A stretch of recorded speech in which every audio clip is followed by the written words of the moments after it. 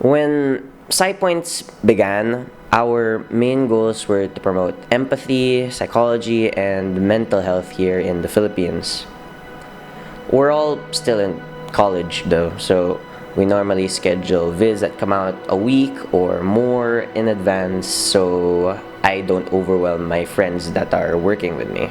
I know they have lives outside of this, and I care for their well-beings. This video, however, is a bit different because we all decided to write and record it just a week before this was uploaded because we all felt like something important needs to be said about the current state of student welfare at the college level as, well, college students ourselves. With the recent events that have transpired from SLU, we believe that now, more than ever, is the time to talk about why we should take mental health seriously in this country and why we should start showing each other some empathy.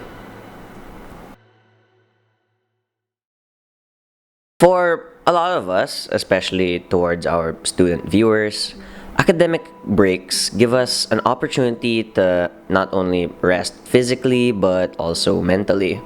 Not only for students but also others who are involved with them, so that includes their parents or their teachers.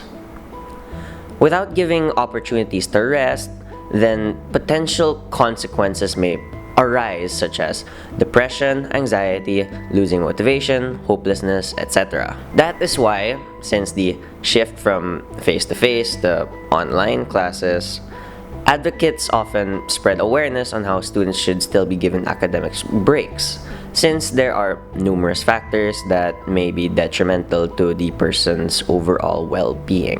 We have to remember whether the students are technologically ready, have gadgets, good Wi-Fi, are financially ready, their parents have jobs, their family can earn enough to fulfill their needs, or just overall be ready to balance academic responsibilities to personal responsibilities and tasks at home. So with all of that in mind, what is the current state of the Philippine education system since the beginning of the pandemic? Are we improving? Well, at the start of the online learning method, student mental health was at an all-time low, as most institutions were not well prepared or well versed with setting up an online learning system. The student body was also not well versed with learning online, which caused their mental health to hit rock bottom from the amplified level of stress having to deal with it in a new platform along with all of their other responsibilities. Over the school terms, most institutions slowly learned how to better manage online learning and help their students with dealing with online classes. This cannot be said with all institutions, however.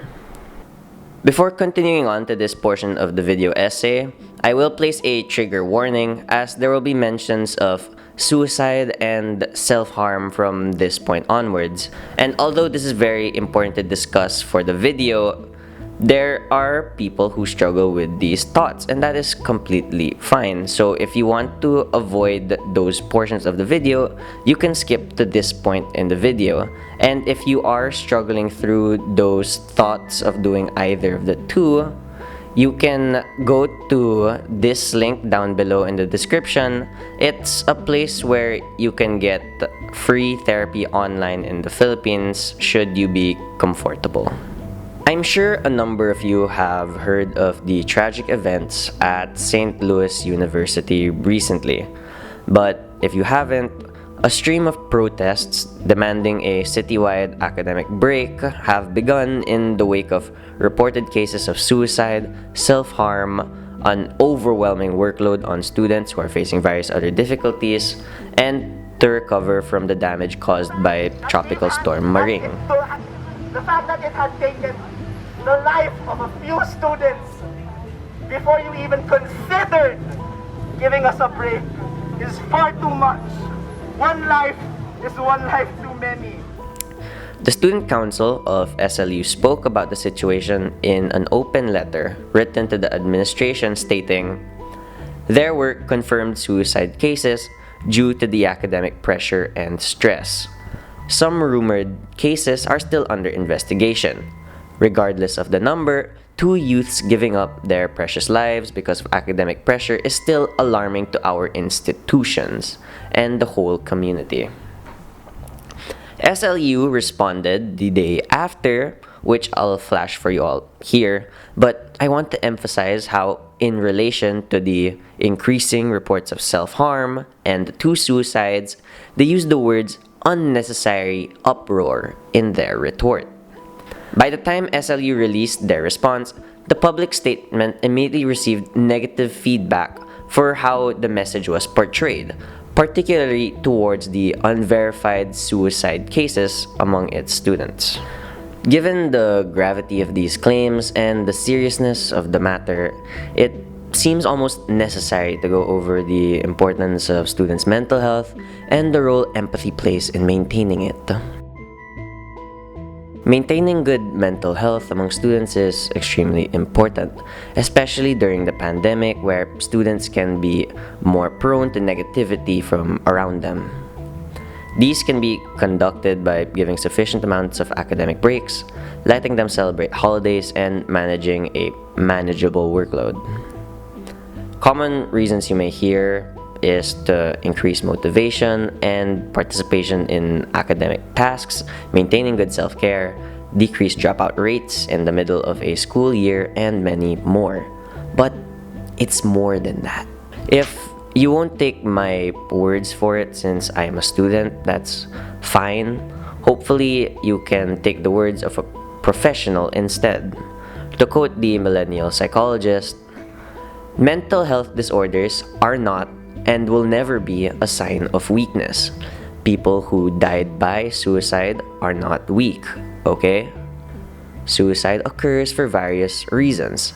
It is a complex phenomenon that requires a careful understanding of the interaction of neurobiology, stressful events, personal and familial histories, sociocultural and environmental conditions, and there are certain factors that contribute to the increase in the suicide rate, such as mental health conditions, bullying, death of a loved one, trauma, remote setup, online fatigue, burnout, etc.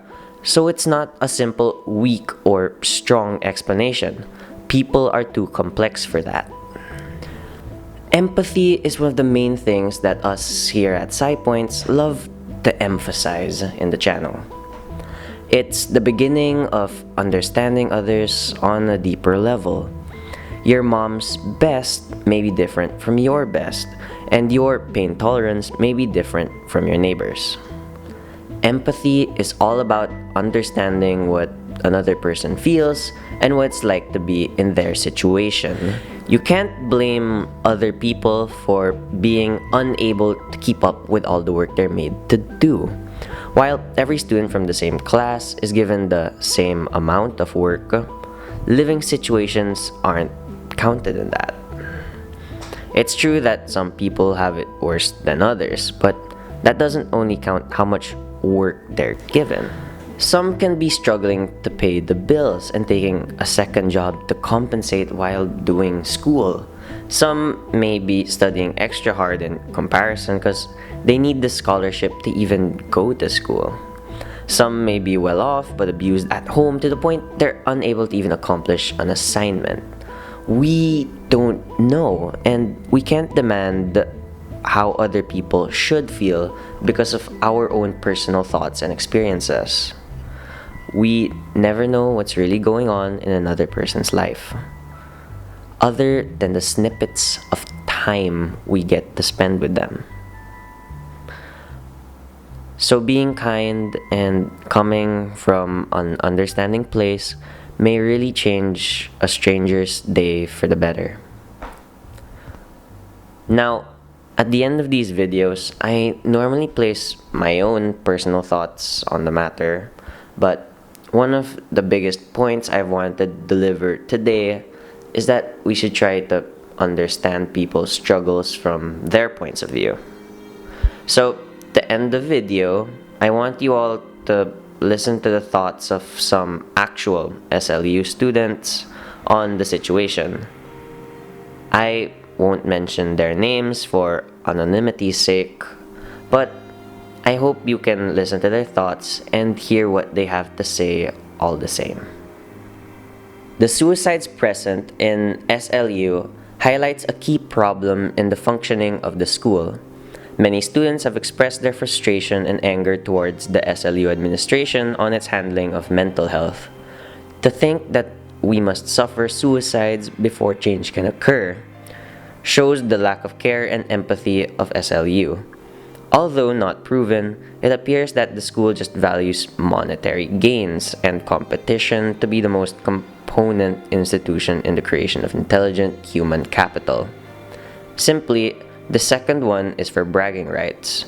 At what costs will SLU take to reach this goal? Open your eyes and look at the truth. Tough workloads develop the character of the students, and those who are not fit must suffer the consequences of suicide.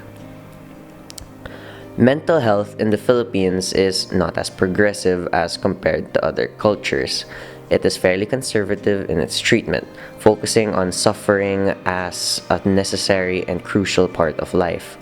The problem with SLU persists in its inability to educate and assist students on their psychological health, often ignoring the multitude of problems affecting the student atmosphere. SLU has done the absolute minimum in caring for the mental well-being of the students. However, one may argue that the school has psychologists to help the students through counseling.